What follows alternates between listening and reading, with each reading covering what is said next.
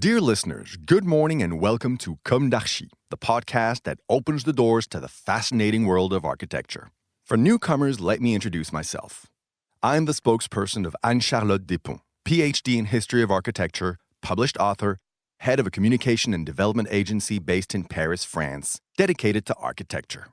Let's meet every week to discuss culture and architecture with specialists and learn how to look at projects through a context and diversity lens.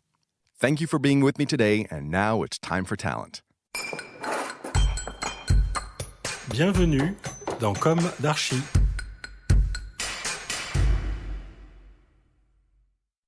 Hello, dear listeners. I'm Esther on behalf of Anne-Charlotte. Happy to be with you today for listening to the text of Adrien Garcin, architect at the head of Tautem Architectural Office, located in Montpellier in the south of France. Let me read to you. Hello, all. Today, we invite you to visit the Antoine de Ruffi school group in Marseille, which we designed for the public development institution Euro-Méditerranée. We worked on this project with the Parisian agency BMC2. So, why did I choose this project? Because it's our most recent. We've just delivered it. The first students started school here in January 2021. We were lucky enough to attend, and you can't imagine how touching it was for us to see the children discover their new school, to see them take possession of the space we imagined, designed, built for them for 4 years. This school group project is also the most ambitious project for our agency because it demonstrates our commitment to the environment, as we had built a low-carbon bioclimatic building of 4,500 square meters, which includes no less than 22 classes, from the very first grades to the 5th grade for US English or Primary 6 in UK English, 2 libraries, a few multipurpose rooms, and 2 playgrounds. Before we discuss the architecture specifically, let's talk about how we approach this program. What questions did we ask ourselves before getting to design? How do we approach the commissioning of a school? How does one approach the realization of a school? Yes, but not just anywhere. Here we are in Marseille, the second largest city in France and the sunniest city. Marseille, its accent, the population, the soap, the rap, the calan, the bouillabaisse, the soccer team, OM, its radiant city, its unique culture, its multiple cultures. Marseille is the epicenter of the Mediterranean. And what can we say about this Euro-Mediterranean district, the inhabited park of urban planner Yves Lion? It's a neighborhood between the port and its huge liners, the docks, and a new business district and the flea market of Marseille. A neighborhood in full mutation, full of diversity, a neighborhood that is a laboratory of contemporary architecture. And this location of the school, so unique, was absolutely decisive for our architectural response. Then, quite naturally, when we approach the question of a building commission, we ask ourselves for whom we are building it. Who is going to use this building? For a school, it's obvious it's the children. But here they are aged between 2.5 years old for the first grade, up to 11 years old for the 5th grade, so children with very different needs. Nevertheless, the goal is quite simple. All we want is that the children enjoy going to school, that they have a learning environment that is as serene as possible. That's why ergonomics, comfort, the effort to make everything at child's height really guided us in our global design work, right up to the finishing touches. No school without teachers and municipal staff. For them too, we want a building where they like to work, and equipment that is easy to maintain. And then, building a school is also an act charged with a strong symbolic value for an architect. The school is the first interface between a child and the Republic. How can this be translated architecturally? For us, the values we wanted to instill in our building were a search for solidity, stability, and durability. Our goal was to deliver a building that stands the test of time and respects the environment as much as possible. The environmental approach was obvious to us from the beginning, because it has a lot about transmission in a school. And what does the world of tomorrow represent more than a school? A world that we ought to preserve if we want to pass it on. Let's get to the heart of the architecture of the Antoine de Ruffi school group. If there was only one thing to remember, it is that our project is a declaration of love for the Mediterranean architecture. A Mediterranean architecture that we wanted to be resolutely solid and sustainable. We propose a mineral building, but without ostentation. The project is in light-colored concrete between the white of the mother of pearl and the sandy color of the Pouillon shell limestone. The number of architectural and technical components is deliberately limited. Why? Because we are looking for architectural sobriety, durability, and easy maintenance. Let's start from the beginning. Let's go Rue Urbain 5 on the main facade with the entrance of the two schools. As for the entrance of a palace or a riad in a medina, there is at first sight a massiveness in this very mineral monolith. One cannot imagine at all what can be hidden behind the thick and imposing walls. As we get closer and as we walk through the school group, we realize that this concrete monolith has some subtle games and surprises on its envelope.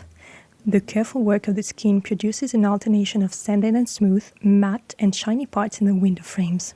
This game is totally assumed, and it is the result of a very precise work on the envelope, its material, the way it vibrates with the light. This concrete, let's talk about it. The prowess of this operation is that it was entirely made of low-carbon concrete. What is low-carbon concrete? Our low-carbon concrete was made on site by the company Travaux du Midi. The plant was installed where the playground is today. It was a stone's throw from the site in quarries north of Marseille that we went to get the aggregates to make our concrete. And the very energy-intensive cement was replaced by residues from a blast furnace plant in Fos-sur-Mer. The structural work company also set up its laboratory on site and did a lot of work to find the best formulation. The goal, to obtain the lightest concrete possible. It was also beneficial for the site's nuisances because we avoided the incessant back and forth of trucks during the structural work. The result is well worth the effort. Let's continue our tour around the building. The more we walk around it, the more we realize how much we like to play with natural light, to tame it, to structure it so that it generates graphics on the building. It is also framed, for example, with small openings that can be seen as a reinterpretation of a moucharabieh, but also with larger openings which frame the views, and for the Ruffi school group, that this monolith is completely open work as you walk through the building. Open worked, but according to 120 centimeters grid, therefore very present, which structures and brings graphics that evolve over the day because it generates nice shadow plays. And why a massive building? The monumentality, the massiveness allowed us to play with the very high density of the site. Indeed, it is a question here of succeeding in making exist, of succeeding in representing this strong symbol that is a school in a very urban and dense fabric. Instead of high-rise housing operations, which can be as high as 17 floors, the school group has only 4 floors, which is big for a school, but not necessarily on the scale of the city. This massiveness is not only aesthetic or symbolic either, it has a real bioclimatic role. This concept of bioclimatic is very pretty and trendy, you might say, but what does it consist of? The massiveness, the thickness of the walls, the high ceilings on the ground floor are the best way to create inertia and therefore thermal comfort in summer and winter. In this Antoine de Ruffi school group, each facade is particular and precisely adapted to its exposure to the sun. We use precise simulation tools to leave little room for the about. The roof is built in the same spirit: thickness, inertia, source of light, beauty given to be seen.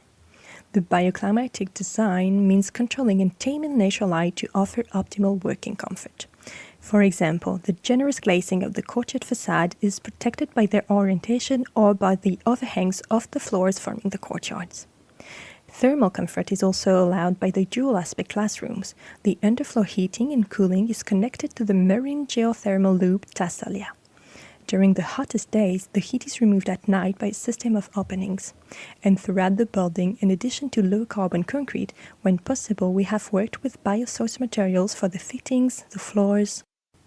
The reward for this successful environmental work is that the Antoine de Ruffi school group has been awarded the BDM Bâtiment Durable Méditerranée Silver Level label, a first for a school in Marseille. Let's enter the Antoine de Ruffi school group. It is to surprise and contrast with the minerality of the envelope and always in this writing of Mediterranean architecture that we wanted the interior to be a joyful, colorful machine, a childlike universe, warm and enveloping, to feel very free and at the same time like in a cocoon. First of all, it is the post and beam structure that frees up the floor plan, which brought a lot of freedom in the layout. The structure also has the advantage of allowing the project to evolve over time, because it is a question of thinking about the use of our building not only for this moment, but also in the long term.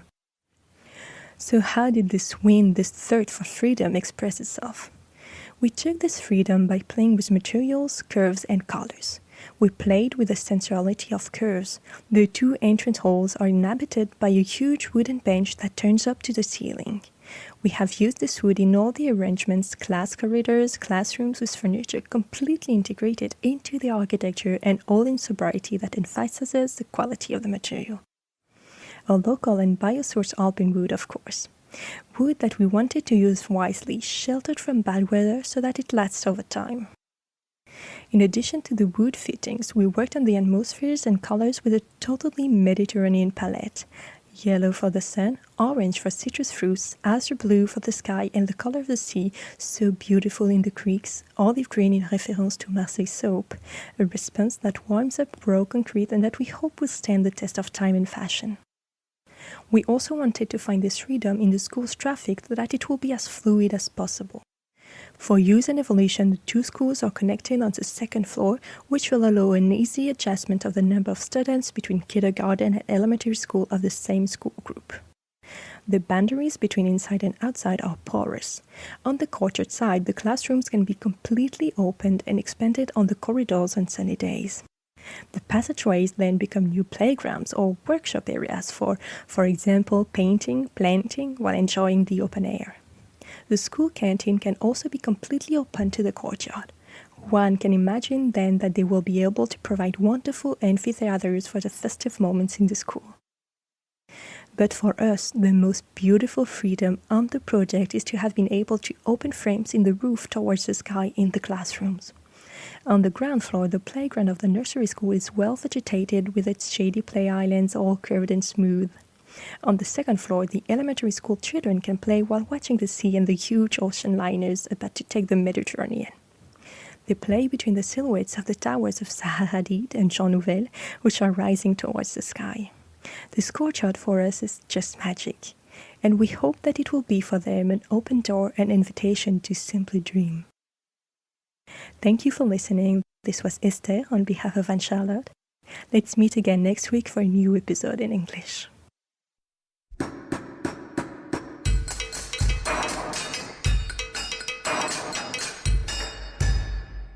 Thank you for listening. Don't forget to tune in to our previous content on Instagram at Comme d'Archi Podcast. If you like it, make sure to promote the podcast by giving it 5 stars on Apple Podcast and adding a comment, or on any of your favorite podcast platforms. And don't forget to subscribe and listen to all of our episodes for free. See you soon, and until then, take care of yourself.